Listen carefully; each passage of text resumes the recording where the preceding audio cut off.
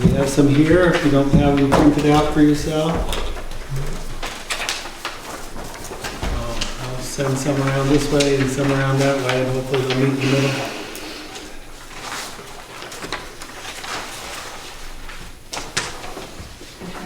One for the file, that's there. Oh, is that over there? Yeah, that's the one. You can keep going. I got it. I read them online.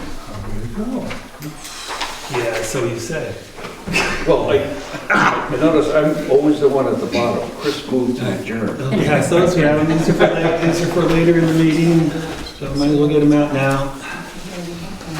And this is also for, assuming we have time to get there, we'll also be talking about that, and because Barbara and Dick are here, we should talk about this tonight. Yeah, That's the capital improvement. this was brought up in the meeting. Yeah, it's important. Timing then. Yeah, it's important. Oh, an agenda. There are no hidden agendas. So we'll Right use, out front. so we'll use this one right here. Okay. And if anybody else has one, you just take it home with you.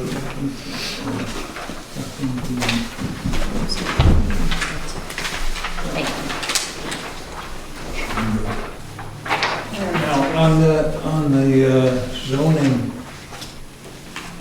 did we just decide not to do the history of the zonings? So it turns out that the selectman's office has asked that that be included because apparently it's very useful to the, I guess, Well, it is, because when yeah. becomes important on, issues of, So I've told them I'll do that in the next few days. right, and we can always just slip it in. Yeah, well, what I'm gonna do is just take the 2017 ordinance and put the new Yeah. pieces into it, so it won't take much time. It took me a It long is time to helpful realize to the best way to do it. have a sequence of when it all happens. Yeah, other towns don't do that. Hey, but those are other towns. We are Jackson. Come on. They're way behind.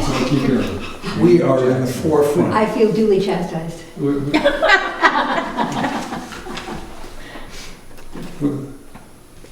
We may not be iconic, but we're iconoclast. Have to look that up later, make sure I get the right definition.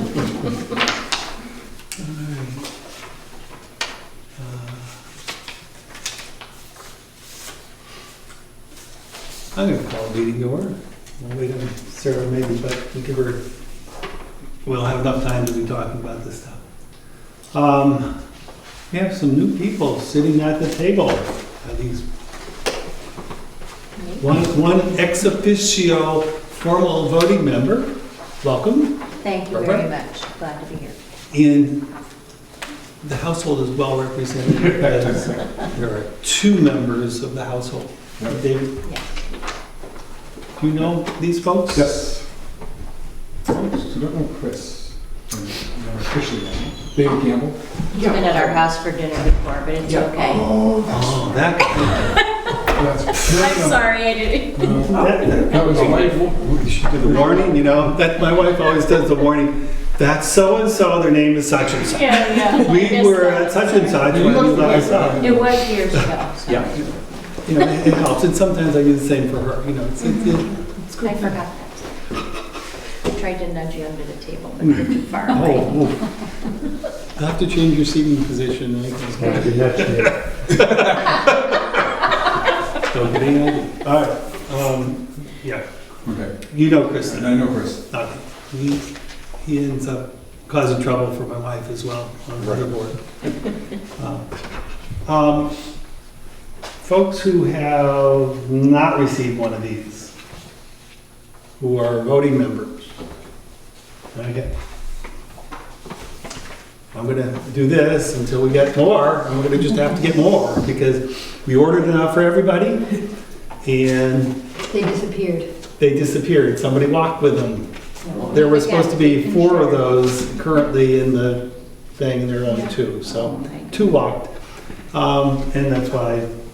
I may have 2, I'll look. I may, Ooh, there's one of them. but I'm owning up to it. Oh, That's You would be true. duly chastised if you found out that we were trying to have. Well, we appreciate you being honest. My extensive library of town business, and Check if I do, I'll bring it in. Check it out, that'd be great. Maybe I'll bring them both in. That'd be good. I mean, it is online, by the way. You need to have one. I do have them, and they are online. All this information is online, so you can look it up Okay. online. And sometimes that's easier to do when you're trying to look stuff up, depending on how you do your research. But I mention that simply because there are times when I find reading through in the book is useful, and other times when it's less so. And it's better to go online and do a search in the PDF file. All right, so we got introductions done. Voting members tonight. Sarah's not here. That means I have one alternate who needs to be in a voting position. The senior alternate.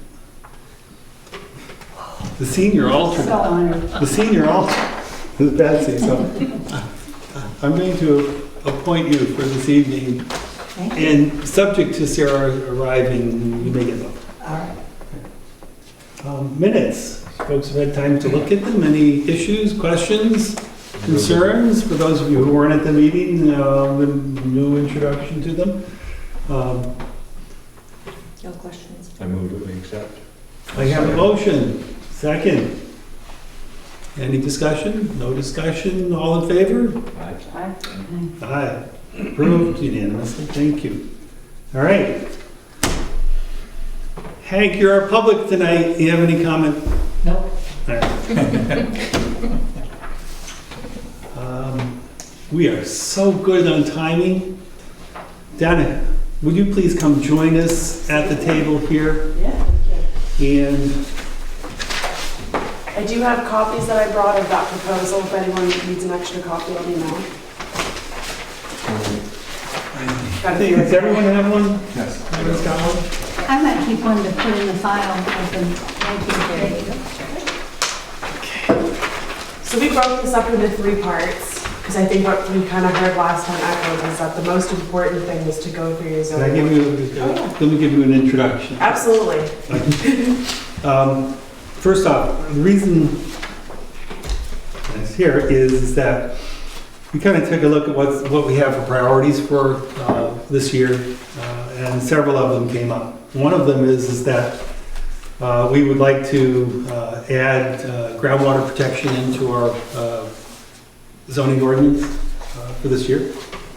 The other is that we've had some concerns, I guess, about readability of our zoning ordinance, and also comments from North Council when they did look at it, saying, "Boy, you guys have really convoluted stuff. Where did you get this wording?"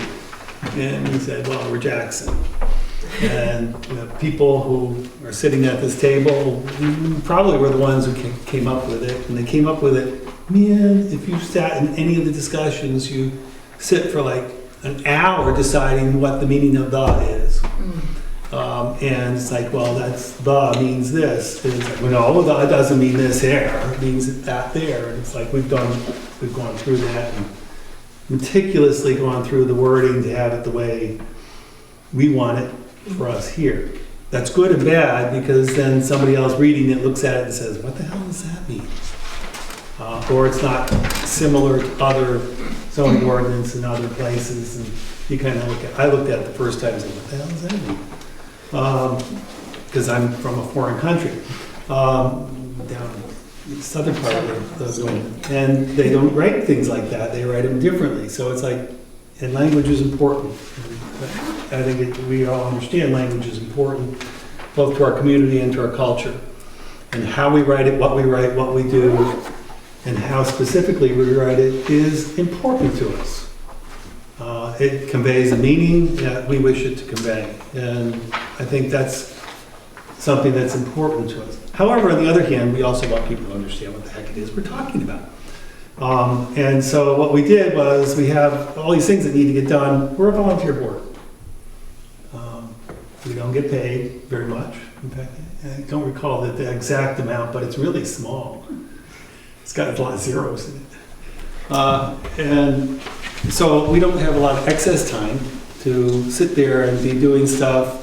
And by the way, if you've written something, going back and trying to rewrite what you wrote and do a better job is really difficult because I got it right the first time, darn it. So what we did was we were talking to our country about some things and said, can you help us out a little bit and see what it would cost for us to help us out and see if we can do a better job by having them participate in the process. And with that, we received a proposal for redoing the whole thing. And it was going to cost $1 gazillion. We said, time out. We're not going to spend that kind of money. But what would we do? And so we asked for a re-proposal in, please now. Okay, so for everyone who wasn't here last time, I'm Danica, I'm a planner at North Country Council. So this is set up in 3 different sections. You can see 1 and 2, phase 1 and 2 on the front, and the third is on the back. We're gonna go through by phase here, so we can walk through it kind of easy. The first phase is the review of the zoning ordinance, and this would really be going through and making sure that things make sense, you're not missing anything huge. I've read it preliminarily, and there really isn't anything that's really jumping out at me, but after this process, there's a potential that we might need to rewrite phase 2 and phase 3 to address those issues, if there is any. But essentially, phase 1 really is gonna focus on going through what you have, coming back to another planning board meeting with our findings, and then we'll go from there. And that will, after that planning board meeting, hopefully, if there's nothing huge, we can just pass off a reorganized document to you. And that will begin phase 1. Phase 2 talks about the zoning ordinance translation. So part 1 of phase 2 is really putting together that translated document. And something that we had talked about last time was, and there's a lot of different ways that we can do this. We're open to suggestions, but one of the things that I thought of last time was having the original zoning ordinance on one side, like a little booklet, and on the other side would be the translated version in sort of like a layman's terms understanding. Those are pretty good, I get that. Oh yeah. It's the only reason I come to the meeting. You need something to get you here, I know. It's the only pay that's acceptable to you. I like it, at least enough time. So then I would come back for another planning board meeting with a draft of however that looks, whether it be the translation on one side and the original on the other, or we could also just do something very simple where it's a document that looks like this. There could be bubbles off to the side that say this is just saying X, Y, Z, very simply. We'll review it at another planning board meeting, and then I'll take it back, finalize it, and give it to you. And then phase 3, I broke into 2 different parts so that you guys can have an option of just having us assist you with developing those ordinances, because we had talked about passing off template ordinances that you could just plug and play with. So that's option 2, where you would take the lead. Whereas option 1 would be us taking the lead. We would draft them for you. We make sure everything is ready to go in draft form. We'd come back for a planning board meeting. We could review that again, and then we could take it to another finalization stage. The only difference with option 2 is that I would not be attending another planning board meeting. I would be doing the review and the feedback via email. That's something we could add on, but just trying to keep the costs lower for you. So once you go further back to the scope of work, it's broken down in budget. Review, phase 1 is on page 3, so you can look at how that cost is broken down. Phase 2 is on page 4, and then phase 3, I tried to break down option 1 and option 2 so you can see what the difference is there, and if we do the work or if you do the work. Now, on the very last page, this is the back of the packet, I broke down the total costs for 3 different options here, so you guys can discuss this as a board. It sounded to me at the past meeting that the priority was really accomplishing phase 1, and then if it was possible to get phase 2 and 3, we would get there. So I tried to make sure phase 1 would have been included in all of these. So the cost breakdown number 1 is just phase 1 and phase 2, so that translation and going through and making sure that all of the language is correct, that comes out to a total of $3 grand. Cost breakdown number 2 is phase 1, so that's again going through making sure it makes sense. Phase 2 is included, so the translation in Phase 3, Option 1, so that's North Country Council taking the lead on writing those ordinances. That comes out to just over 5,100. And then the last one is the same thing, except it's Option 2, Town of Jackson taking the lead on writing those ordinances with our assistance. And that comes out to a little less than 4,600. We were able to leverage some funds. We are waiting for 2 more grants to come through from Northern Borders Regional Planning Commission and EDA that we might be able to apply to this if it's in our next fiscal year starting July 1st. We are sort of right on the border here, but we don't have it officially on our desk to say that we've gotten the funds. So we're hoping to get some more coming through. Is doing only phase 1 an option? It is, yes. We had talked last time about doing what it would look like for all 3 of these, so I just wanted to include them so that you guys can see what the cost looks like as well. And do you have any examples of a translated ordinance so we can see what that looks like? Not on me, but I can send translated ordinances to you. They're like templates, and I have examples of other towns that have. Yeah, and that's, I done. think, an actual one, just so we can see what we're really. Yeah, what it's gonna look like as an end product, sure.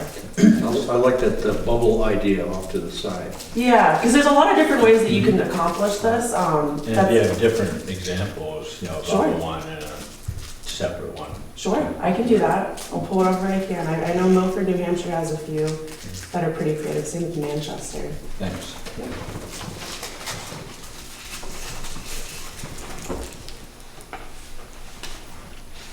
Okay, and if we're looking at just at phase 1, Mhm. that would not include adding anything new to it, just simply taking what we have. Not adding anything new at all, yes. However, at the end of Phase 1, it might, and I'm not saying that this is gonna happen, but it's possible we find something that might need to be changed, which sort of changes the Right. meeting and then has to go to town meeting. Right. And if, for say, at that point you ask me, well, can you just draft the warrant article, or can you do extra work? It probably won't cost more. I can say that drafting a warrant article is very easy, that'll take me a very short amount of time. But if there's anything beyond that, like if you want me to come to town meeting or a speaking event before that to explain what we're doing, that could be an additional cost. And the groundwater protection ordinance, where was that incorporated in your proposal here? Oh, and Phase 3. Phase 3 would be drafting both the groundwater and what'd you say? Aquifer protection, thank you. So Dan, So you need to, yes. at one point, we talked about, I think, the possibility of having both those more mini than the state one, which is 26 pages or... Yes, yes. I- And that is possible. You can really shrink it down to about a 1-page document. Yeah. Having all of that language, some of it you need, a lot of it you don't need, though. It's a lot of fluff and additional, Have other towns already adopted? yes. And I can provide examples of those as well. There's a lot of shorter ones. Most people tend to adopt the shorter ones. The nice thing about using the states is that it's plug and play. You really just drop in the name of your town and you're pretty much good to go. Right. But But we you don't have, have to do that. in our yeah. zoning ordinance, we have many pages about telecommunications towers, which we used once about 8 years ago. Okay. And then we have many pages of the national flood, areas and so on, flood boundaries, et cetera. So I'm not sure how much of that is really useful, and to the extent that we can minimize it and tailor it down to what really the town of Jackson needs. Yeah, It exactly. would be great. Okay. Would have been great if they had an RSA and we just reference it. Yeah, that would be nice. Ooh, sorry. Can the Yeah, town we've got reference a separate document? Can the town create sort of a separate document just for that, but reference it in zoning? For groundwater and aquifer protection? Yeah, or as an example. But it would need to be voted by the citizens, right? It would still need to be Still- voted. Say we get it voted. Yes. as an amendment Instead of making the to zoning. 60 pages, though, Right. I guess is, I think your I point. know what That's you're right. saying, Can we have a document that only, Do you have a formalized code of the town of Jackson? Usually, A building code? Some towns do a formalized code book, and it's like a big codified document, has all the selectmen's regulations, No. planning board. No. Some towns do it, sometimes don't. It's a tremendous Everything in extra one cost. Yeah, that's okay. You don't have to have one, but sometimes people That would have be this too like, it would be too easy, right? It's this large codified document, and I would say that would be a perfect place to put it. But if you don't have one, it might not make sense to put it somewhere else. The only other place that it might make sense is a master plan, and that carries. Well, it was on. more just that if, you know, if we have an ordinance, and that might be one, but the Yeah. one about the communication towers would be another, which is rarely relevant Mhm. to whoever's looking at our ordinance. If that's just separate physically from it, and if they, you know, reference, if they need to know what it says, there is a document available that Yeah. they can read. But for someone that's really looking for, you know, minimum lot size and, you know, frontage for subdivision, and, you know, the stuff that Sure. most people are looking at is a Sure. much more condensed, to the point Yeah. document. Yep. So I do know, because for instance, when towns do use these codified big books, they'll have a shortened version that looks very similar to yours, and it's just those core pieces that everyone's looking for. It's like a quick guide. You open it up to the back. It's all of the charts of dimensional regulations. You can Of course, our shortened version is our entire. is the entire version exactly, but that's not a terrible thing. It's still pretty. It's not this big 400-page book that's binded. Yeah. I would have to look into some other creative ways that maybe you could keep it separate out of that if you wanted to go with the 26-page I one. mean, it would still be part of our ordinance, it would just be Absolutely. a separate document. Yes, you're not carrying something even bigger. Yeah. So I can look into that as well. All right. So I'd like to open up for discussion then. Obviously, we have some costs associated with the activities. And we also have priorities. Or we should have priorities. If we don't. And I'm taking a look at the numbers here, and I know we do not have a budget that would cover all these items. And I'm not sure I fully understand how we do everything, but I believe if we were to look to fund this, we might likely have to do a warrant article in order to accommodate that. Because it's not within our purview to spend that kind of money with a budget of only $3,000 a year, including buying books and sending people to classes and stuff like that, which is what that budget usually covers. And incidentals, primarily, that's what we use it for. So I guess I'd like to open up for discussion, and please. Well, you know, how hot a topic is this? I mean, I've heard it in, you know, noise. So is this something that you feel is a high priority that would be, and to what extent would it be presented to the taxpayers for a warrant? And would they be going, oh my gosh, it's about time? Or would they kind of say, not for sure, somewhere in between? You would know better. I get a lot of feedback because I'm in the office there, and people coming in and don't That's why I'm so understand. glad you're here tonight. Don't She wasn't understand. gonna be. No, Don't it's supposed to understand, be, yeah. don't understand the zoning ordinance. I mean, the girls get it all the time, that come in and they refer da-da-da-da, and it's not, they can't understand it. Mhm. And that's one of the reasons I think we need to do it, so people can understand it. And like Bill said, it's da and E and ah and all the rest of the stuff, and it hasn't been done for a long time. I wasn't changing the zoning ordinance, I was just trying to make it so people could understand it. I think it's necessary. Mhm. So I would wholeheartedly agree to have all three of them done, but I know we have to go before the town and everything else to ask about it. It all depends on how it's presented to the town, whether they like it or don't like it. And that's marketing. Yes. I think you probably could, even within this year's budget, maybe Do the first phase. do the very first I phase. agree with you on Is that that one, the yes. 1775? Yes, yes. And that's probably what we need most. Exactly. And then my question would be, is the 1775 paid towards the 3,000 or the other dollars if we were to decide to go to phases 2 and 3 at a later date? Like, can we lock in price?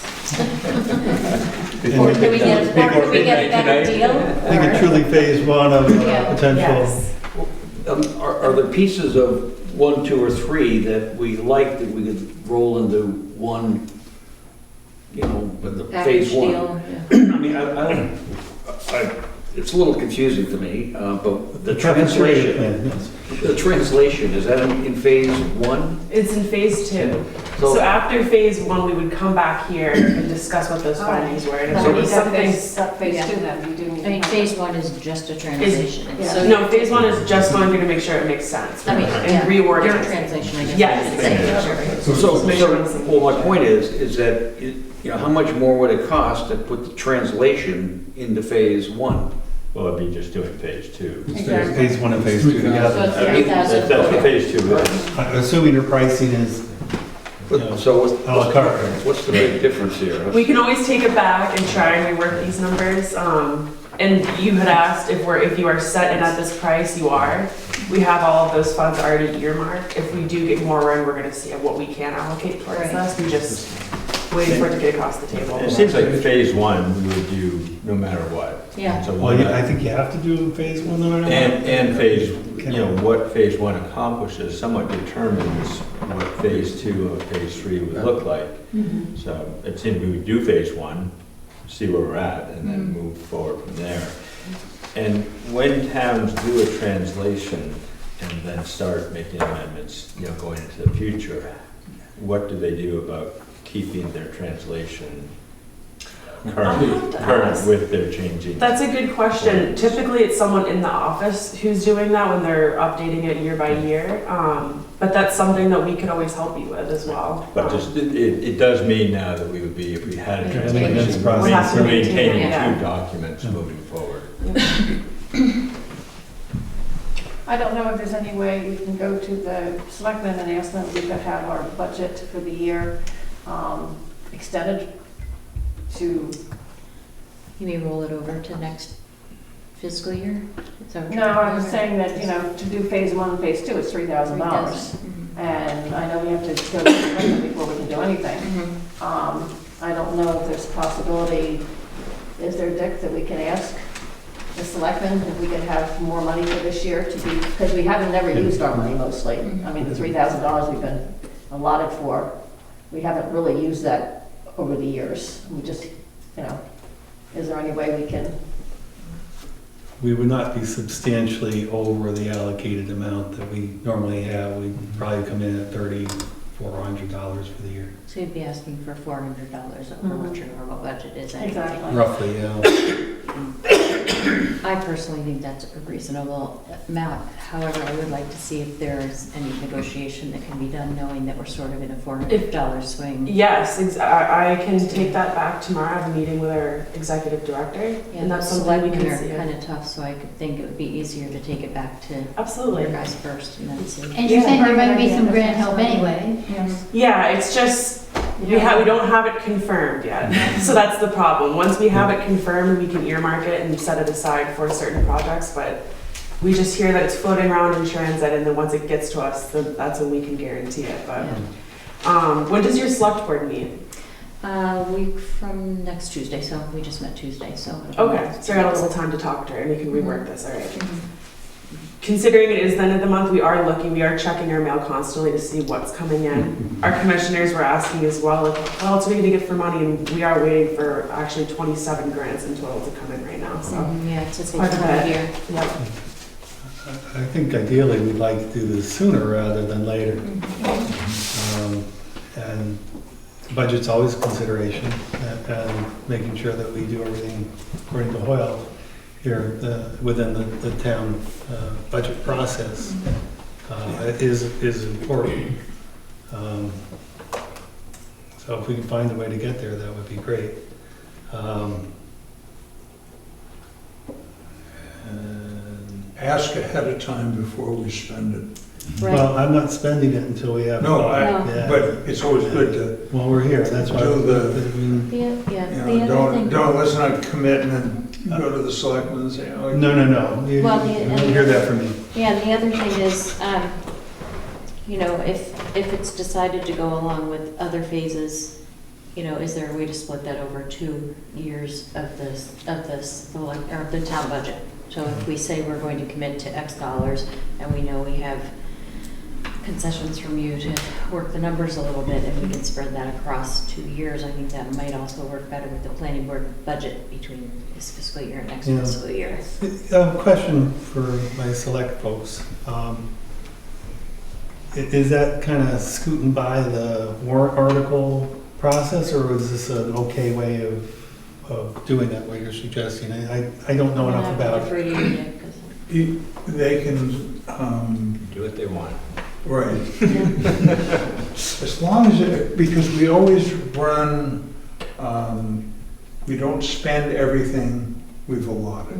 Right. So there's always some We cushion. rarely spend what we've been on. Yes. So if we ask nicely and, you know, present it, which I think it's really important to do now, rather than say, oh, well, let's ask in March. And no, I think it would be really good to get this sorted out.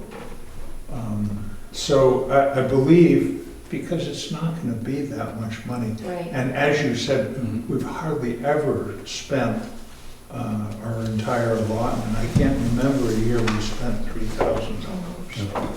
That not being the sales side of it, certainly that's amongst the board here, because that's not something you plead to the taxpayers. Well, we've never spent all our budget, Yeah, you were so proud, but sitting on this side of the table, I think that it is a small amount of money to ask if it's still in the budget, and if you do spread it and commit to it, I think it's something that I've heard it too. So I'm sort of asking for the opinions, but I've heard it too.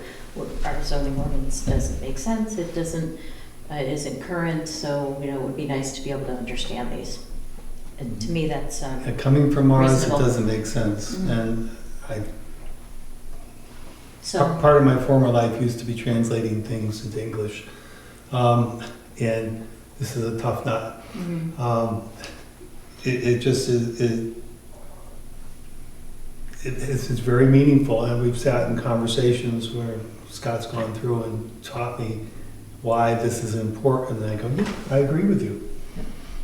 And it's written in a particular way, and it's like, oh, now I understand. But unless you're willing to sit down for 15 minutes with someone who understood why it was done a particular way, you have no idea. And Danica, is it your expectation that phase one will essentially be a rewriting without changing any of the meaning, so the voters Yes. wouldn't necessarily? Yes, yeah, that's I think we the established goal. that last. However, if we find anything that is Totally huge, bonkers, yeah. yeah, which I don't expect to, but Yeah. we'll take care of There could be it. one or two hanging in there. I didn't see any. Cross it fingers, but Well, if that most of it happens. has been vetted by the town attorney, because he's gonna have to defend it. Yeah, You know, if it goes that far, I mean, so he would read it. exactly. And, yeah, it gets a little wordy, and of course, attorneys like to have all the words to play with, but if we could sort it out, I'd say half of the phone calls I got from the office were about zoning questions, just, what does this mean? What was the intent? Where were they going with this? So I think it really is a good project to sort this out and put it into words that, we know what we were trying to say, Absolutely. but, But you make a very good point. In writing if we ever get to the bubbles, the intent of it makes a lot of sense. We did this because of this intent of this, and this is what, I think that's a very strong point. So I guess the question is, can we sell this? Can we go back to the selectmen and sell it? Do we need to sell it, or can we stay within our numbers? And I agree that it's a legitimate expense for us to have, and stay within the numbers. We could initiate phase one and then sell it, phase two to the selectmen. What do you think is the best way to go about it? I would like to hear from Danica first to see if there are numbers that you can work within our budget, because that avoids a lot of another public session and having to Yeah. ask the selectmen, and knowing what the numbers are, the bottom line basically, or as car dealers say, the out the door price. So that's my first thought. Totally lost my train of thought, sorry. had a bug bite in my eye, it's just affected my brain, that's what I'm going with. I think that's honestly, that's where I'd like to start. From there, I think that the presentation has to come from someone, obviously, to the selectmen, but someone from the planning board that really defends the reason for it and the intent and the changes and the struggles that the town has, regardless of what the dollars are, but what are we going to accomplish and what are we going to be able to do for the town for not a large amount of money. Taking it to a warrant meeting, I think is a little overkill for a project like this versus approaching the selectmen. The town meetings, I think, are very important for large decisions. I think this will help a lot of the decisions being made at some of the town meetings too, if we have clear zoning. So maybe it's a good goal for a long-term payback. To me, this Hope seems that to be, this seems to be maintenance, I mean, Yeah. really, when you get down to it. Yeah. And for maintenance, something, if you're maintaining a building and you need to replace a roof, you gotta get a warrant article. Yeah. This isn't the same kind of thing, but it's not dissimilar in many respects. And it may be perceived by some as that. Do we really need a warrant article to rewrite our zoning ordinances? We're not changing them. It'd just be the Oh, cost. It's the cost just- of it, warrant- not to rewrite them. Well, I we understand wouldn't- that, but, We wouldn't even need a specific warrant article, we could just ask Just for a increase the larger budget. budget. yes. But if we went from a $3,000 budget to a $10,000 budget, the Well, if people taxpayers might want Yeah. to know what Yeah. it's in. Yeah. And if we can complete Take a phase couple one in people this, then with, next year's four, budget maybe will have to be four. substantially Right, larger. right. Maybe similar to Yeah. what we've had in the past. So I think if we can get an answer back from you before the next, probably like weekend, Yeah. and then we can maybe confirm. And when did you say your timing was to get confirmation on your additional dollars that might? So our fiscal year starts July 1st. Okay. Because of the government shutdown, everything's about 2 months behind schedule. Gee. So we were supposed to get a lot of these grants beginning of this month, so Right. we're just hoping they come at some But point. you're thinking maybe in the next few weeks? Yes, at some point, Yeah, I yeah. mean, that next selectmen's meeting is not a drop dead meeting, so if it takes you till the end of June, we can approach this at the first. And we don't meet select again meeting. for about monthly, so. Okay. Yeah, And what's also nice about this time period is that we also get the opportunity to look at what other budgets we have a little bit of leftover funding and see where we can tack it on to other projects. anyone we can call to tell them to hold off on anything? I'll just tell my coworker, don't bother doing that. All right. But yes, I'm gonna meet with my executive director who handles all of the grant funding opportunities tomorrow, and we'll try and figure something out before the end of this coming week. All right. Yeah. Do we agree that's a reasonable plan then? Yes. We'll work from there. Okay, great. Thank you so much. Thank you. Thank you. Cards. Yes, they are. Thank you. I think it's time though that we brought it, in March, brought it up to, maybe, how long has it been? $3,000? Maybe it should be 5,000. I actually drove from Jefferson. You know, if we do I give just- it So back, not too far. Oh, you Yeah, did? from Lancaster. put enough Oh, in so a little so that further than me then. in the future, it's, Well, costs keep going up. I think, again, I think we should be looking at what is on our plate and determining if we have things like this. And that's why I thought it was important that we talk about this early on in the season this year to find out, what is really on our plate so that if we need to be talking about increasing the budget for next year, for example, we can go into the budget hearing meetings and saying, 3,000 is great, but, we've got these critical things that we'd like to have added that are gonna have an additional cost. It's a one-time cost. We'd like to have a bumped budget for this coming year. You sort of have to have those specific things, because the one thing that always comes up is if your expenditures were, 2,500, and we rarely, if ever, spend our budget. And so when someone looks at, this year's expenditures at 2,500, and we're saying we want 5,000 now, the first question that's gonna be asked is, well, why do you need 5,000 when you only use 2,500? But if we increase the budget with specific projects and make it 5,000, then the next year, when we ask for 5,000 again, because we spent 5,000 the year before. That's true. Right. Well, But we shouldn't be asking for it. and the Julie's asked that I mention the fact that because I won't be continuing with this, because I'm not paid for my time here, just paid for the time that I put the minutes out, We will have some that's a additional pretty costs. low cost. And Julie was saying, what happens when we need a secretary who will send out the abutter notices? Granted, we don't have a lot of that, and who will sit in a meeting and take minutes and so on. So I am planning to leave Jackson in mid-December at this point, which I hate to do. Your house is not gonna sell, you're gonna be here. He's gonna be a Wait till we get these new zoning Make it a It's positive. gonna be a long time before you ever move. I said that a long time ago, that we should compensate you so that there's a realistic cost to what it takes to get And I that work appreciate done. that, but, we're not paying Yep. for my time here, which is, So we Unless, do there may compensate be Betsy planning for board the work members she who want does. to do that. Right, but Would you like to be a secretary? minute It's taker so would easy, have it's to fun. be here. My wife is mine.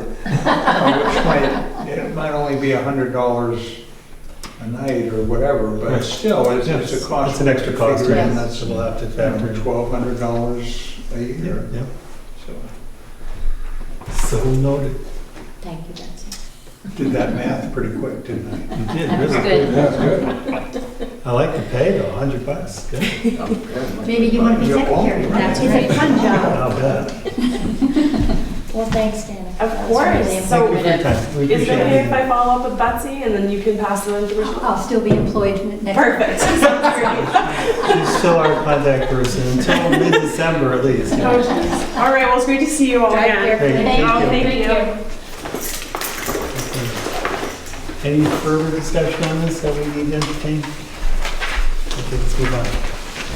And we're pretty good handling, guys, thank you. Voluntary merger application we have. And I've got some material here.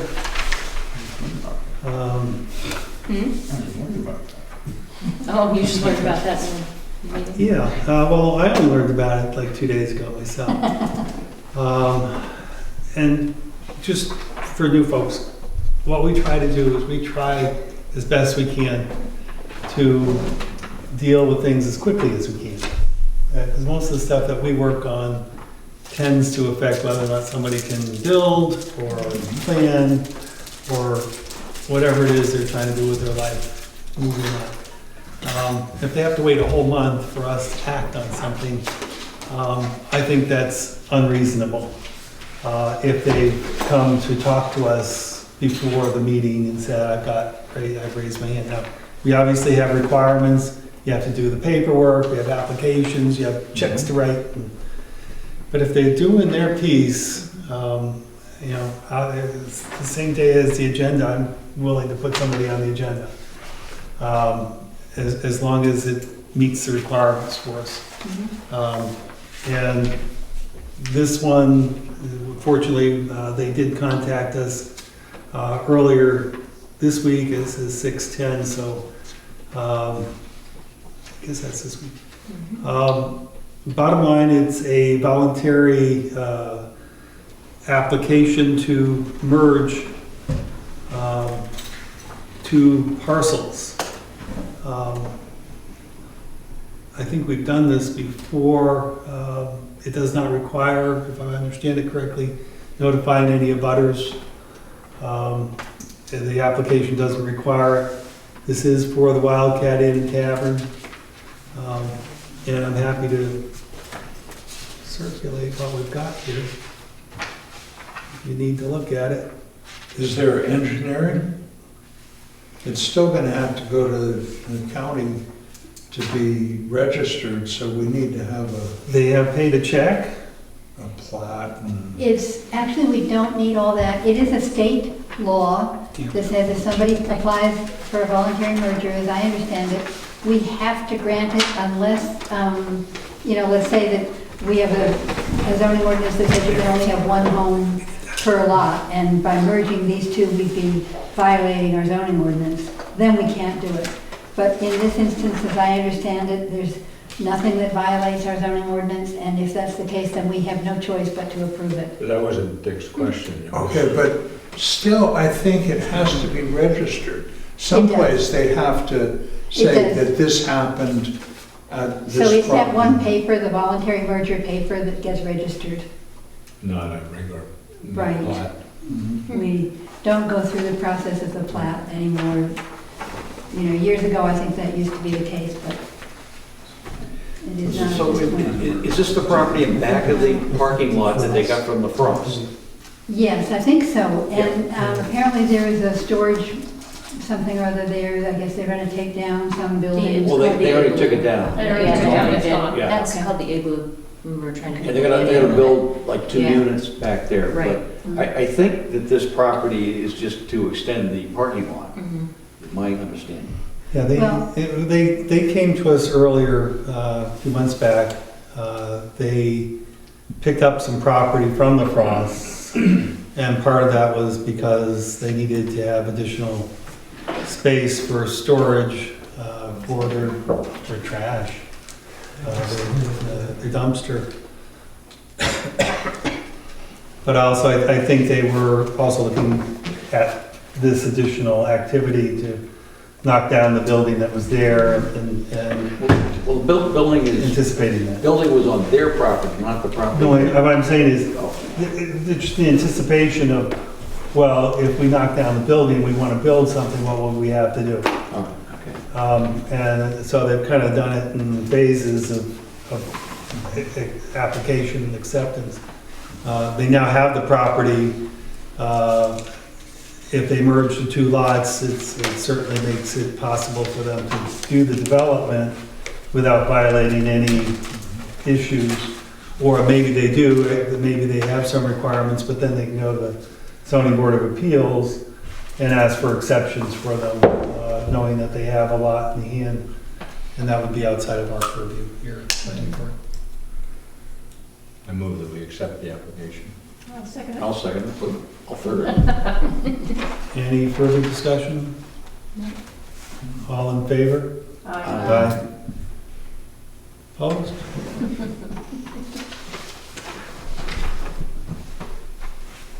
It's one of my favorite spots, I want to make sure I got a place to park. Personal interest. Maybe you should recuse yourself. Everybody knows me there. And what's interesting is the comment that legally we're required to accept this, so, Well, let's not tell anybody, let's make them think we've been over backwards. so Meeting ran late. if we said no, we would have to prove, probably in a court of law, why we did. So it's like, good move, guys, good vote. And they are increasing parking space, because it seems like eventually we're gonna run into serious issues in Jackson with parking in the village, the way, Yeah. Going to? yeah, well, I mean legally, with the way, the way people are parking I now. know. Yeah, All right. Betsy, you're gonna tell me if I have to sign anything, and if I do, I will. I If think not, you need to sign the voluntary merger on that one page. And sign and date it down at the bottom. I didn't see the Okay. paper, but I think Julie provided one from the, endorsed by, it says endorsed by, yeah, down at the bottom you need to sign. for planning board use only. Okay, you Yes, may-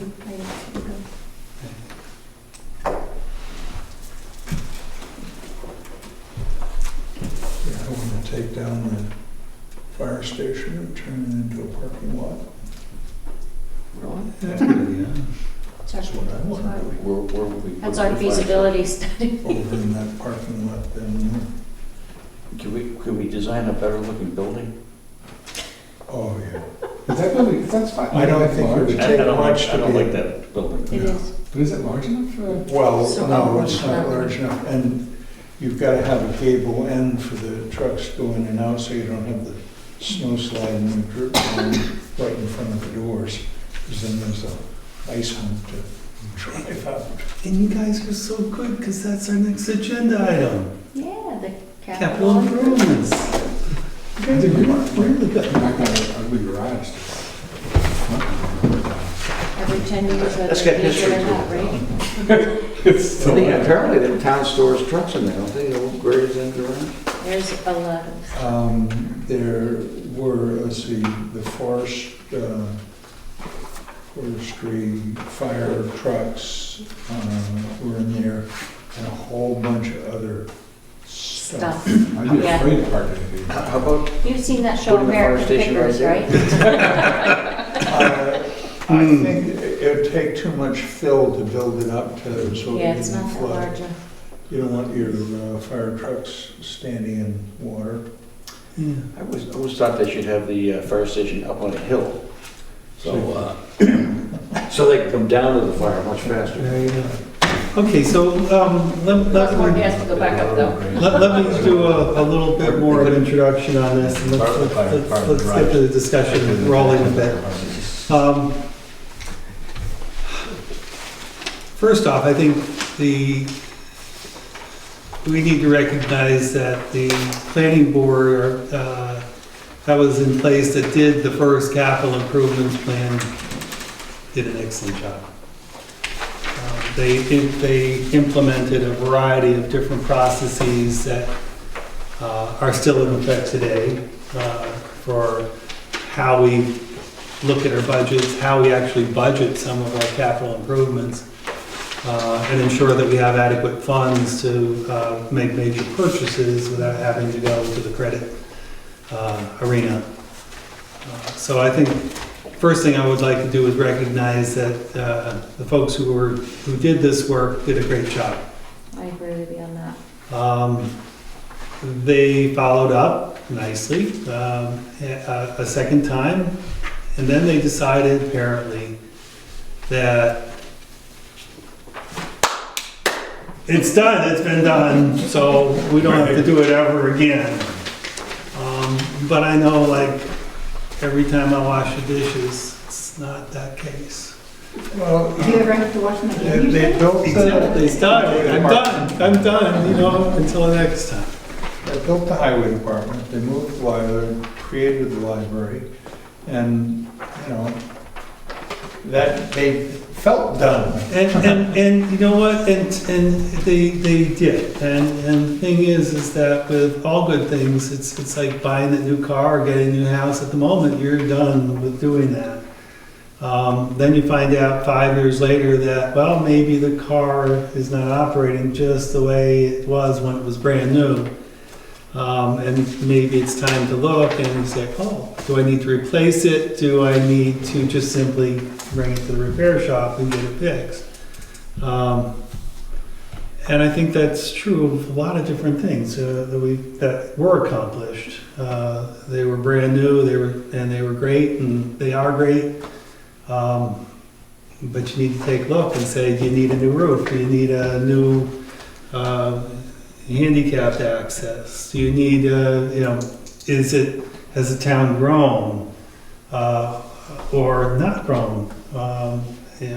Do we need new facilities for pre-kindergarten classes in our school system? The planning board for capital improvements does not just look at town needs. When I say town needs, it looks at both the needs for all of the town, both for the town budget and for the education budget as well.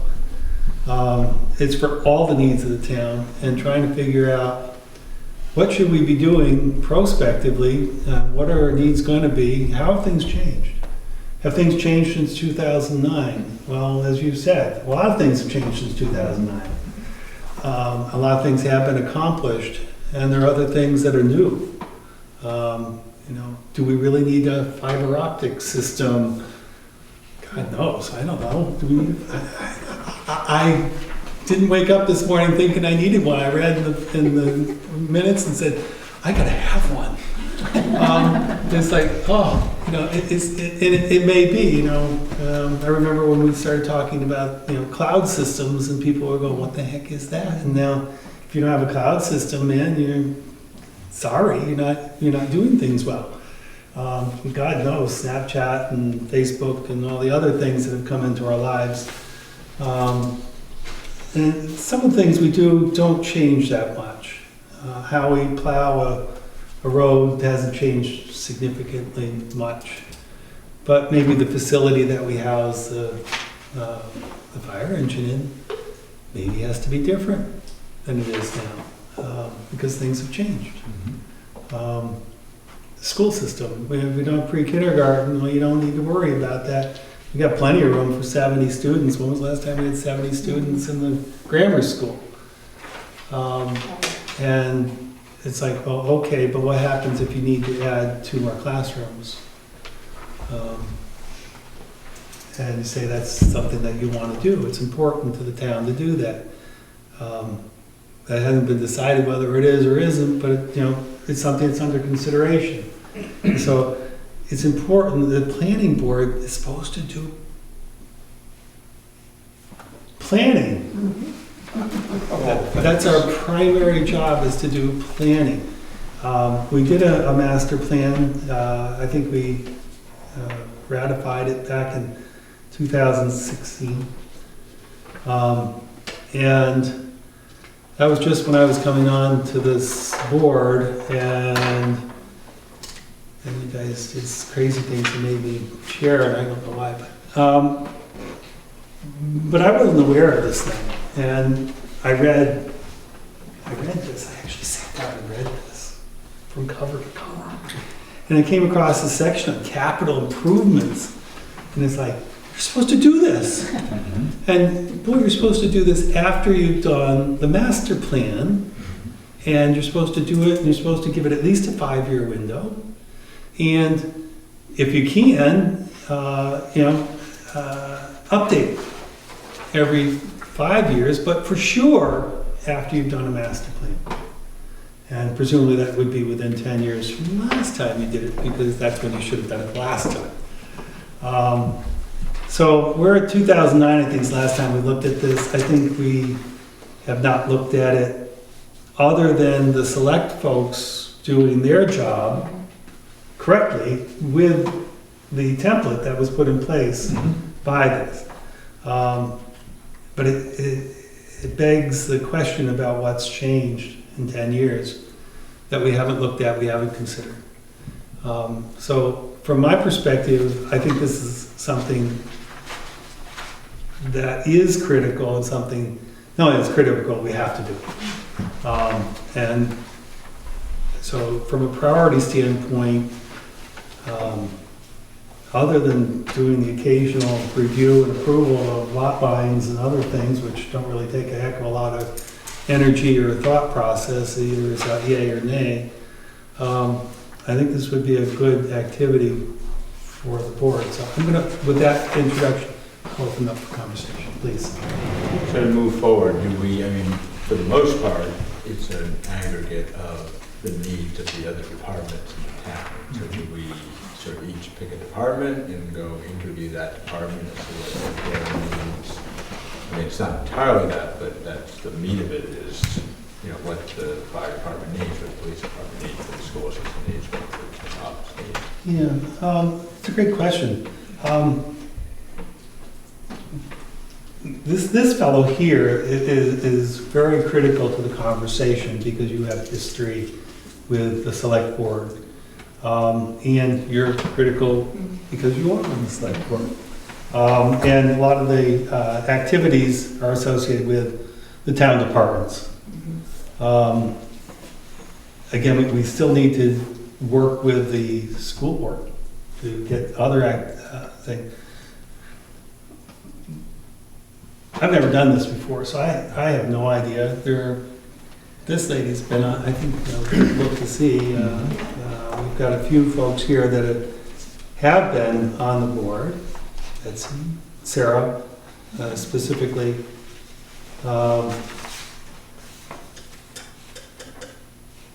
That have gone through this process before. You don't know we have to do it exactly like we did last time, or we want to do it differently.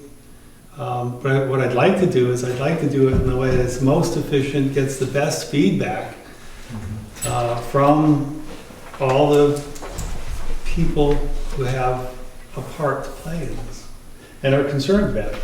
Just, my comment, I think need to be very careful of not to do something for the sake of doing it. I mean, if you go to any of the departments, you know, like, I'm, you know, the treasurer, the trustee, you know, you go to the police department, I want this, I want this, I want this, I want this. Fire department, the same way. So I think just going to these departments and saying, what do you need? You gotta take it with a grain of salt. So, I think just, And where do you draw the line between wish list and? Right. need? well, right, that's what I'm saying. So, you know, I don't wanna come up with plans. Look at all these accomplishments. We've, we built the new ball field, we built a new fire station, and, you know, do we really need these things? I think Dick was talking about a new fire station, and that's gonna be a tough push with the town, I think, a very difficult push. Now, is it into the purview of the planning board to take those wish lists and boil those down to a more, a higher? I think It's exactly. one of the important things that we could do as the planning board is create the template that goes out to the departments. Create the form that's gonna make it easier for them to, okay, prioritize, you know, how to prioritize it. How far out are you looking, you know, 10 years out, 5 years out? And also looking back, And what did they project? I think that would be, you know, other than just gathering the figures, I think that it would be create the template for those figures to fit into. And if people understand the goal of this is to be able to spread out the expenses, so that we're not suddenly hit with a need for 4 new trucks and, you know, some other new things and so on. So if, as we're setting up a template, that's the kind of thing that we can explain at the beginning, you know, by being able to set up what will happen in the next 8 years or something, or that you'll help us with some long-range planning. Well, you know, I'll tell you what my feeling is. My feeling is that I don't want a planning board to step on toes. Okay, and I think the select board is the principal of this activity. And I think our job as a planning board is to help put it in a perspective. You guys are worried about what are you gonna be doing, or, you know, paying out the checks this week and for this budget year. And that should be your principal focus. With the idea that you have something as a backup, because this was in place to help you with future years.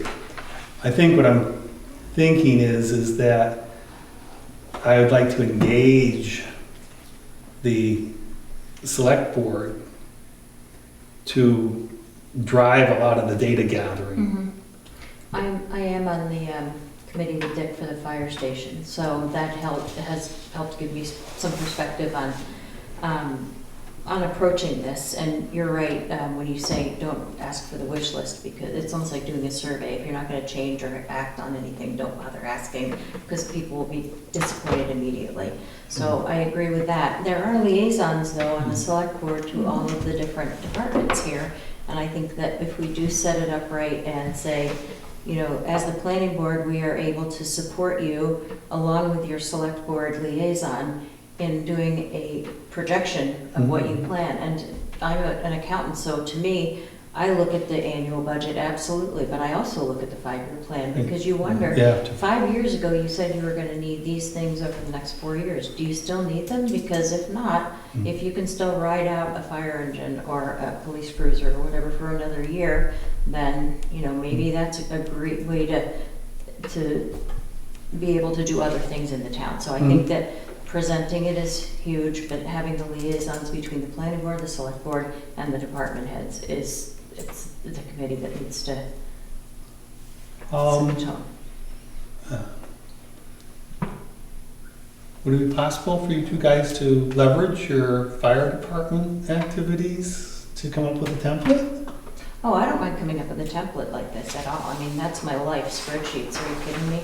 I don't mind coming up with that at all, and I can certainly get from Julie and Julie the templates that are already there that are like this, so we would, and I interrupted you a bit before, but what was spent in the last 3 to 5 years, and also projecting, so you've got to look back and say, you're projecting to, to buy a new fire engine in 2015 here, but, when did you buy the last one? They're supposed to last 10 years, or, so we need to look back and figure out what our replacement history is, and then creating your projection ahead, and then, budgeting is not a science, it's a crapshoot for the most part, because you're really hoping that everything lasts as long as you're projecting it to, and prices are.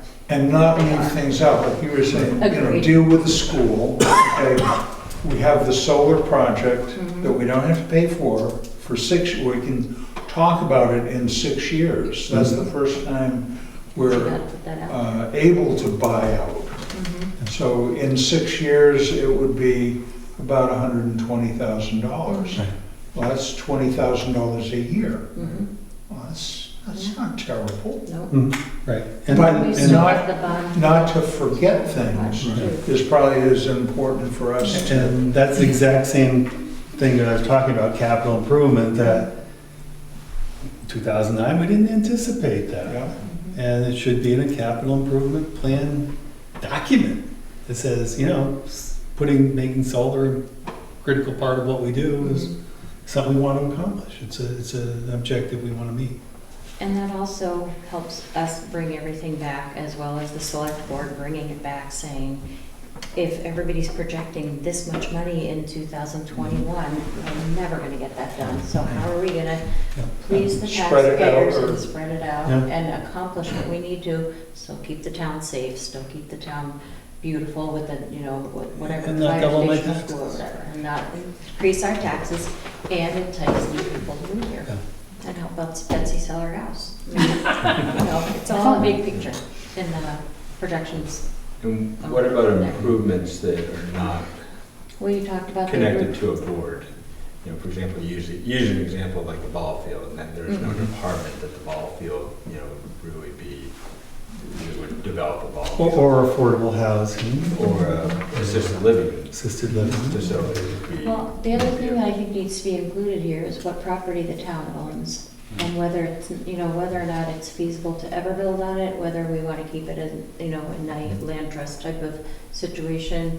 Is it ever going to be worth a market value? I know there's some property that's on the books that just sort of sits there, so I think that has to be included in this entire thing too, the old library, everything. So that needs to be included too, because that may open people's eyes as to what may be available or workable.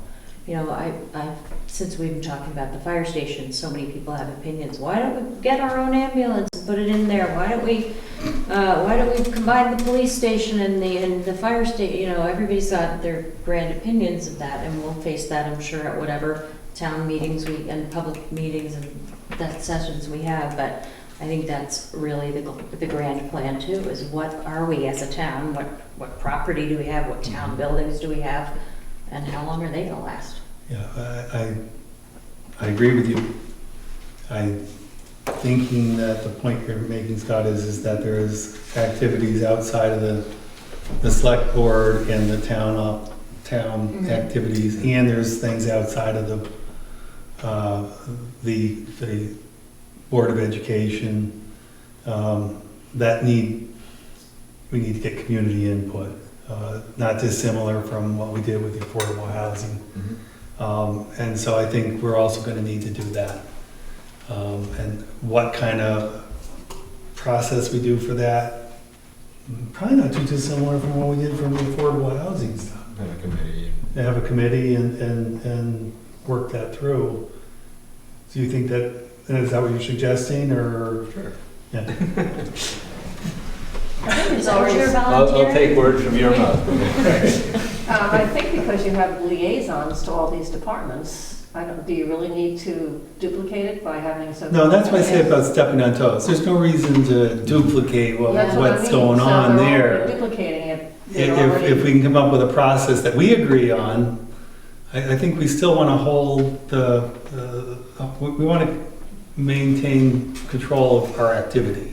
I understand that. But on the other hand, once something's been established, here's, this is a template, we've agreed this is an okay template, go for it. Which you've created, by the way, and we've just looked at and said, yeah, it looks pretty good.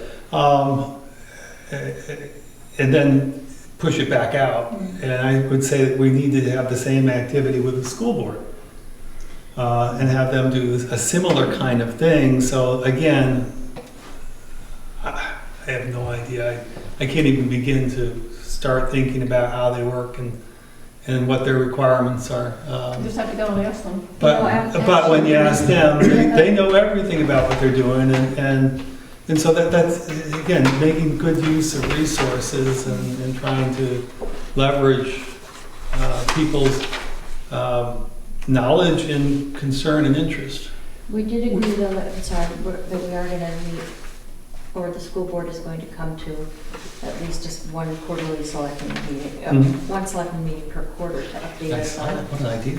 How about that, right? Never been suggested before in the history of Jackson, I'm sure, but, that's where I think it is important that we do talk about these things, so as things accelerate, as it gets closer to budgeting time, everybody's got their buy-in and their ideas, and they've been able to work together, so. What is the process? Let's say have a department head come to one of our meetings, give them, a fair warning to, come up with a 5-year plan of what you think you need and make a presentation. No, I think what I would do is I would invite them to a conversation similar to what we're having right now, but focused on the school board. I'm saying in front of the whole planning board. Yeah. Yeah. We can say we have a template ready with comments and instructions, like you said, Betsy, just, explaining to them, this is, in so many terms, this is not a wish list, this isn't carte blanche to say, we'd love to have a new this and that. It's Right. really something that, What do you need? what do you need, What do you when? need? And ask them what you talk about the truck, what is the life expectancy of a Right. truck? Yes. Yeah. And Well, they've discussed that lots of times. I've heard them discuss that. Oh, I mean, yeah. they all know. They know. it. Yeah. They know. Yeah. That water pump's gonna go in 5,000 miles. Well, if you keep hitting it, no. But yeah, I think we would invite them, I would ask, maybe 2 at a time or something like that, or? I think what I would do is I would ask the chair of the school board to come visit with us at a meeting, put it on the agenda so we have it, and then anybody from the community who also wants to be here while we're talking about it can be here. And it would be useful if we had a template that we're looking at to say, we started this discussion last month. We've made some progress, or we think we've made some progress. And we need to involve you guys and get you on board. You need to do your thing in a similar fashion. Like, giving them plenty of warning to, work up what they are gonna tell us, not. Oh, yeah, no, then they can go back and build their own template. They can come back and talk to us about that and then go out and do it. And one of the frustrating things I think is that you don't want to get surprised.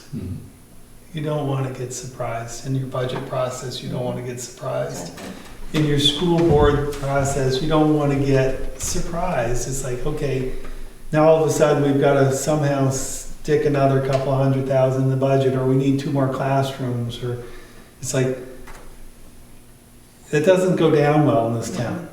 And the budgets and the town meetings, people don't like being surprised. Pick your poison on any of it. Change is hard to push when people don't understand the change, and you don't want to have to do it at a town meeting. You want to build your groundwork for what your expectations are for how you want to be as a community. 2 years out, 3 years out, 5 years out, 10 years out. What do you want to be? What do you want to be when you grow up? It's like, how do you want to look? What do you want to? What kinds of priorities do you have as a community? And if you accept that already, then when something comes up, you need a new fire truck, or you need a new roof on the building, or whatever it is. You kind of go, Yeah, we knew about that. In fact, it's here, it's in the plan, we're thinking about that, we're funding it for 4 years, and then we'll do it. And I also think that it gives the whole town and all of us an opportunity to look at everything at one time. So if we say, you know, if you can push that fire engine off 1 more year so we can do this, we'll have a better chance of keeping our taxes level or not dipping into this or whatever the Yeah, argument may be. Mhm. But when the town is sold, so it's the best for the town, not just because it's the best today, it'll go over much better. So I'm good at pitching a budget. So I think it's really good to start with a template. We get some of the assumptions at the top and the disclaimers at the bottom. This is not meant to be, you know, a promise for anything, and this is not necessarily a wish list, but we need to do some projected planning. Capital improvements plan that hasn't been done in a long time. We're doing it cohesively with all department heads and set the stage. Well, I think I'd like to see the template before we go back.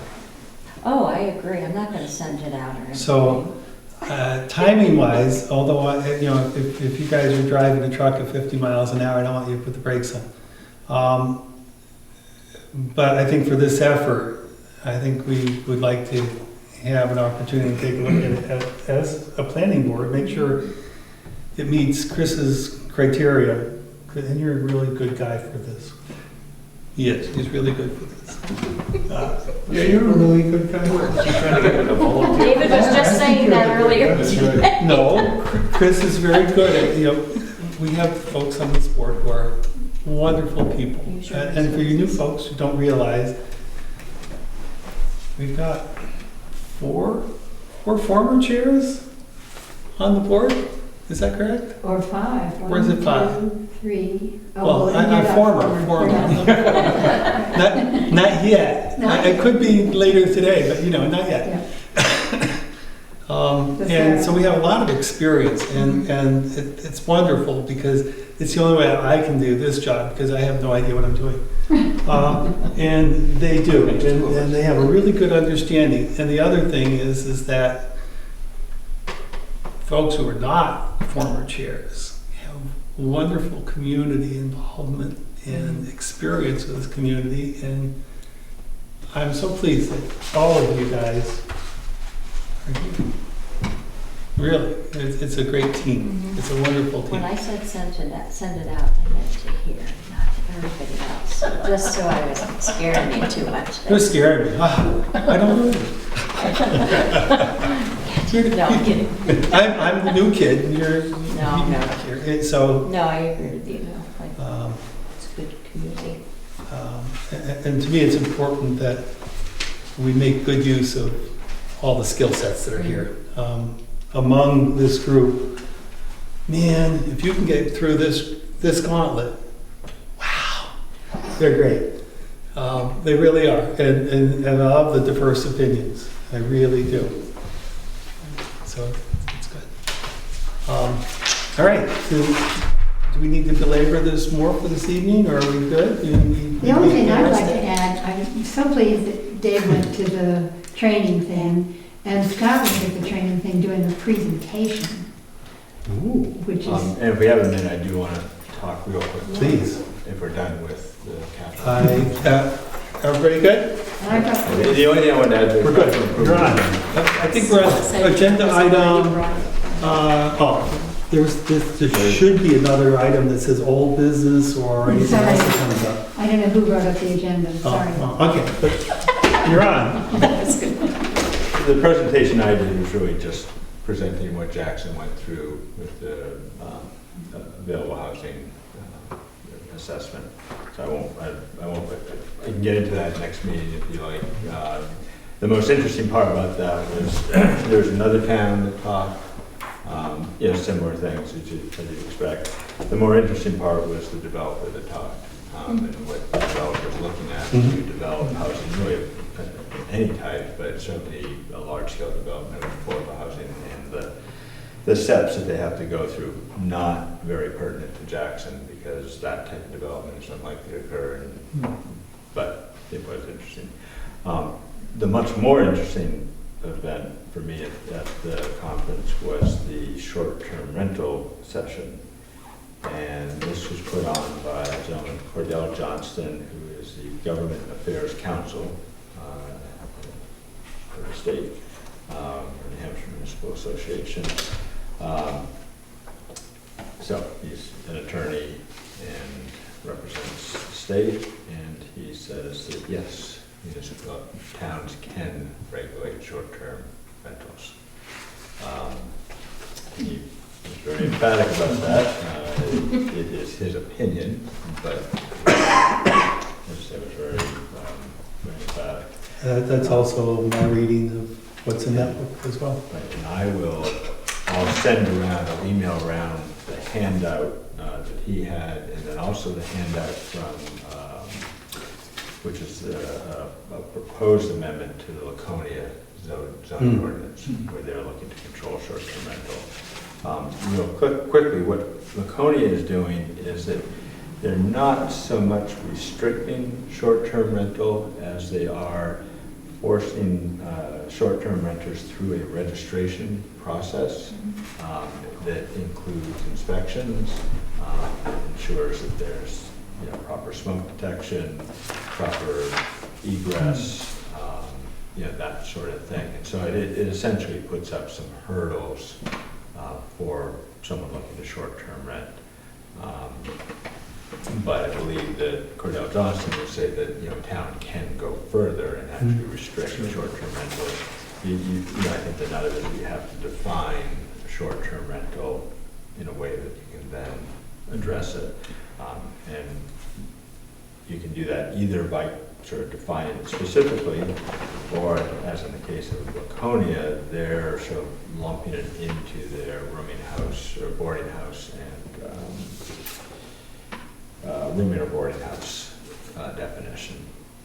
And so they're then pulling in some of the fire code stuff via that. But if we wanted to say a short-term rental is a property rented for 1 week or less, 12 times or Whatever. more a year. One of the things that they talked about, especially back in Laconia, was that the person that rents their home once a year, and he's got bike week. Lots of people in Laconia want to get out of town, and they'd love to make a few extra bucks for to the people that want to get into town. Or if you have a place on the lake and you rent it out 1 week, week a year, you don't really want to curb that sort of thing. And especially in Jackson, you also have situations where you have families, property that's passed down to families. You have several family members, who are sort of using the property on something of a rental basis. How many cousins do you have? 32 on that property in the corner of Tinman? Yeah, but nobody uses it. That's a problem. Yeah, but you have your annual meeting or whatever? Yeah, we don't rent it out. No, I understand, but what I'm saying is that people may not rent, but all of a sudden you end up having 18 cars at one property on a particular weekend. But if you have And it's not a rental. But if you have a family sharing a property, because they all are owners, but they do it on a sort of rental basis, you don't really want to come down on them either. So you could, as part of that definition of short-term rental, it could be, 1 week or less, 12 times or more a year, to non-family members for properties not otherwise occupied full-time by a owner or a renter. So the person that owns a property, lives on it, but rents the ADU, they're not penalized or restricted either. So it kind of focuses on where we want to curb short-term rentals, but still allows the short-term rentals that Do we we want to curb them or do we want to regulate them? I mean, I mean, remember Jay Henry did a presentation, Yeah, I'm just gonna say. and that. he said, we don't have a problem in this town. Yeah. We don't have a problem, and I Well, don't like, we have a problem in that we don't have housing for people that want to live in this town. well, absolutely, but I'm not sure that, regulating the short-term housing is gonna have people rent their houses out for the year. I don't think it's gonna be. In some cases it would. In some cases it means a home that might be purchased by a family moving into town won't be purchased by them and not by someone looking to just turn it into a business. When we were doing those forums and so on, there were a number of people that came and said, we had to vacate our home because the owner wants to put it on, you know, short-term Airbnb. rentals, Airbnb type Right, and thing. we've also heard that some people, the only way they can live in Jackson is to Right. be able to do an Airbnb for 4 weeks out of the year.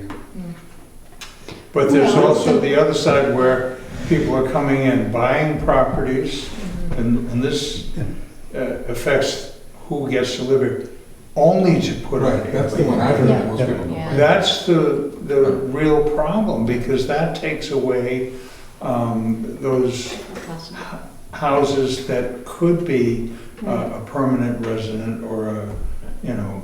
And so a definition like Guy just described would, that's what it's Yeah. targeted at, Yeah. and it sort of allows the other types of short-term rentals that we feel are beneficial to the town. Yeah. And then are there repercussions if they don't register and stuff, like there would be if someone doesn't have a fire inspection or something like that? In Laconia, they Inspection, wouldn't, they yeah, would not, they just- they wouldn't be able to rent, we do short-term rentals without registration, without meeting those. So they'd have to those- speed around it if they didn't adhere to it. Yeah, I Or mean, you'd have to go enforcement's to a rest- whole nother. Yeah, that's what I was part. So yeah, that's, okay, so you know, it's really just trying to, And what Laconia sort of relies on, you know, which is okay, is that, you know, basically neighbors are your best enforcers. Mhm. So Laconia responds to complaints.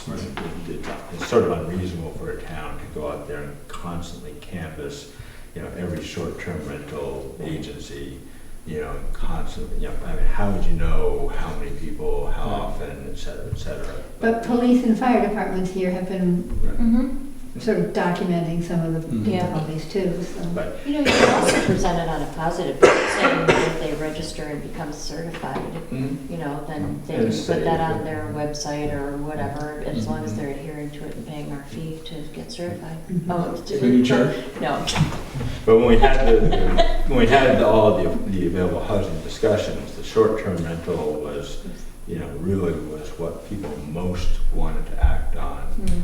And quite frankly, even though it's not a silver bullet, it probably would have more impact on available housing than any other thing that we could do. You know, Especially so- because the absentee owners are not voters. Right. So the people who Oh, are. it'd be easy to put through, certainly, I think. but- It cuts both ways, it really does. I mean, you know, it's sort of a social problem, and, you know, if we're trying to engineer it, I don't think the results are gonna be that good. I mean, there certainly should be some, you know, I like the idea of, you know, registering it or something like that, but, you know, Who's it's, gonna manage it, who's gonna regulate it, who's gonna make sure that these Yeah, things take it's- place? I mean, we're gonna become a police town now, you No, I know? mean, There will be it's- some it's people a who fall problem, through the but, cracks, you know, but let's not make it a bigger problem than it actually is. Exactly. And so far, I mean, yeah, people are gonna complain, and people say, well, I had to move out, it might have been, I had to move out because the guy's gonna sell a house,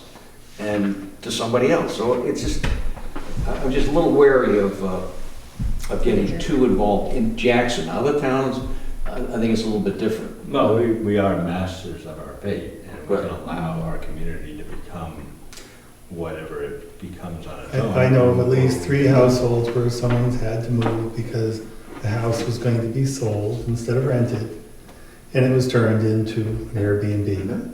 All right, and that, I haven't been here that long. And that impacts the neighbors of that home. Sure. You now no longer have The real neighbor. neighbors. Yep. And so you no longer have that Continuity. immediate And you also community. lose the family with their 3 children, and they're the kind of, you know, somebody who is part of the volunteer fire department, and somebody who's on a board, and they can't be here anymore. And we do have an issue in Jackson with Airbnbs and rentals, because we have homes that are on a 2-bedroom septic, and they're advertising on Airbnb, 3 bedrooms. Sleeps 12. Yeah, right. Yeah. Wow. Yeah, at And least there was 12. just a sale up on Tyrell that fell through because there were 4 kids, and so they asked the inspector, you know, can we, because it's a big house, can we put more bedrooms in the basement? Well, no, it's a 2-bedroom septic house, and it's a huge house, but they can't put 2 more bedrooms in. Yeah. And, because the owner was upset, because the sale didn't go through, but And the registration process that Laconia might put into place helps that particular issue, you know, it basically, Should okay, be, because you know. you can do short-term This is what rentals, you but get. you can only have 4 people a night in the house, or, you know, whatever. so you can restrict that. Right, and that's how Laconia, Laconia's not restricting it in general, they're just saying if you're going to do it.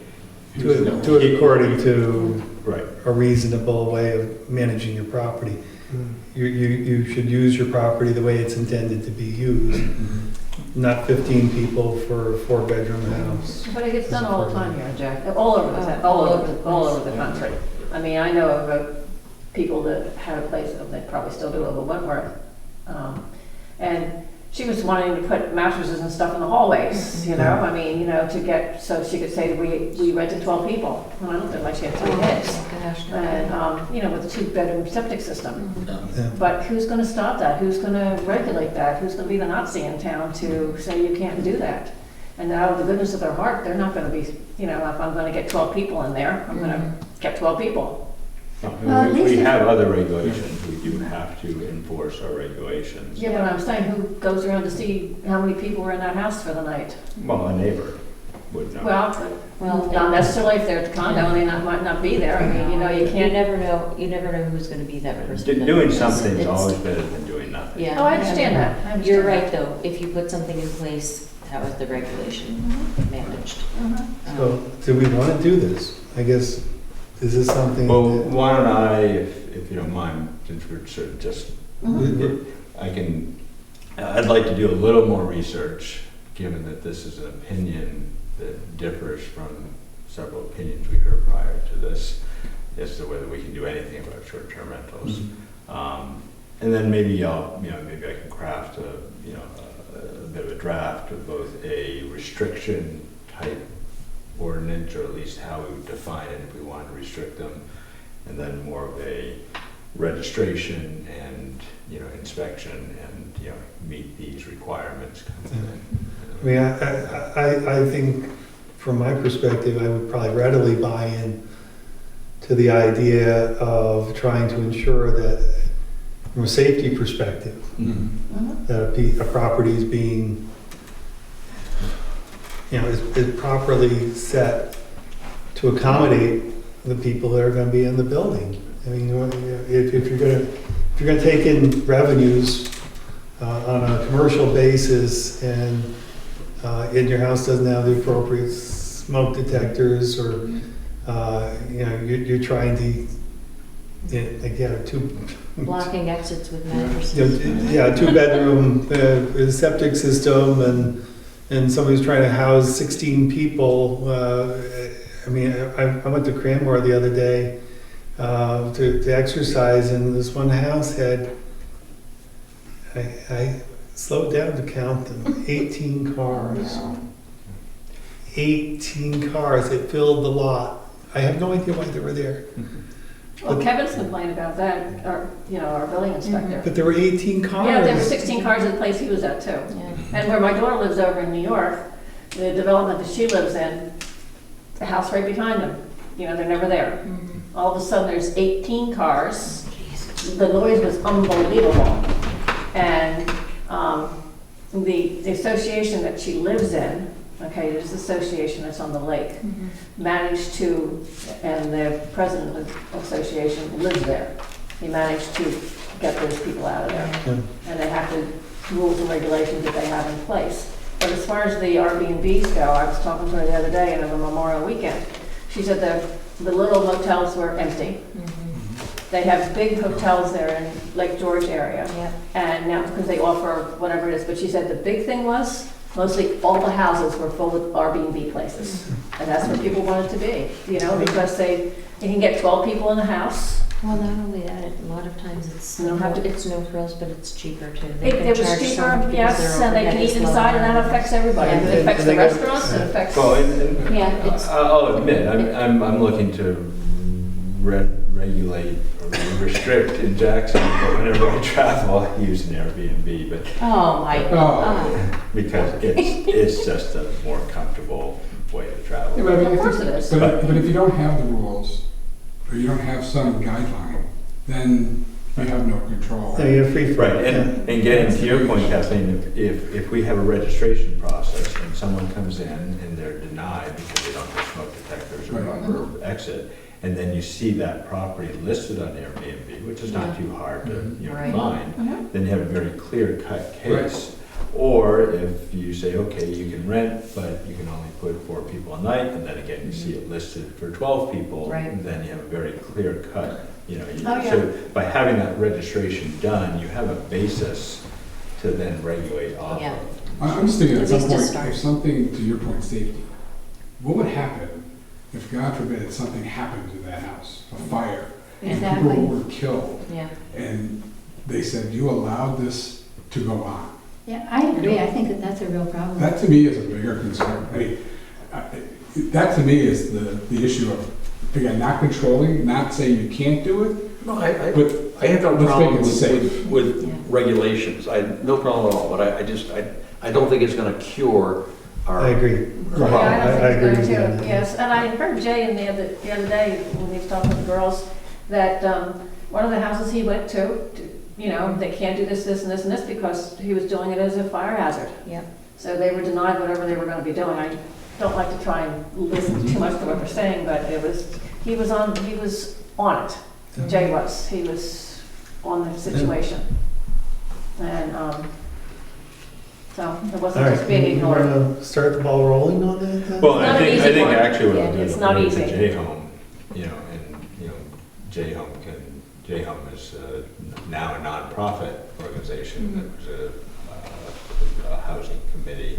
And so I think what J-Home can do is sort of do the research, put together, you know, different ways of approaching it, and then bring that to the Okay. And speaking of J-Home, I was who's gonna coming say, Monday? Oh, go and ahead. speaking, Betsy just passed this to me, but I'm really excited about it too, because I'm on the board of Gibson Center, and Marianne Jackson is presenting on Monday at Whitney Center about the home share program and the accessory dwelling units. So it's such an exciting program that she's putting together, and her model has been, for this, is just like, That's cool it's stuff. so impressive. Yeah. So anybody we can pass this Well, to. who's this president? Marianne Jackson. She's on the board at the Gibson Center, Oh, okay. but she's been a resident and she's a retired doctor and just very well established in the community. And she has put together this home share initiative to, and I'll pass this to you actually, it's about, say my dad lived in the house up here and he couldn't take care of himself and wanted to stay in his home, and there was somebody that needed a house to live in, but they can't afford to buy a house or rent. They can move in with my dad. They do background checks, personality matches, such an extensive matching process. You probably can't date as easily as you can get through this process, but it's thorough and it's legal.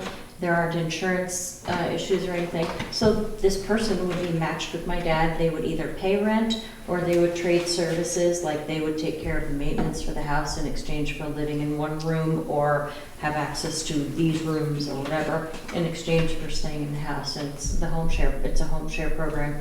It's been successful in different areas, which Which is a Steel area and which is stuff a like great that. way for in-place aging.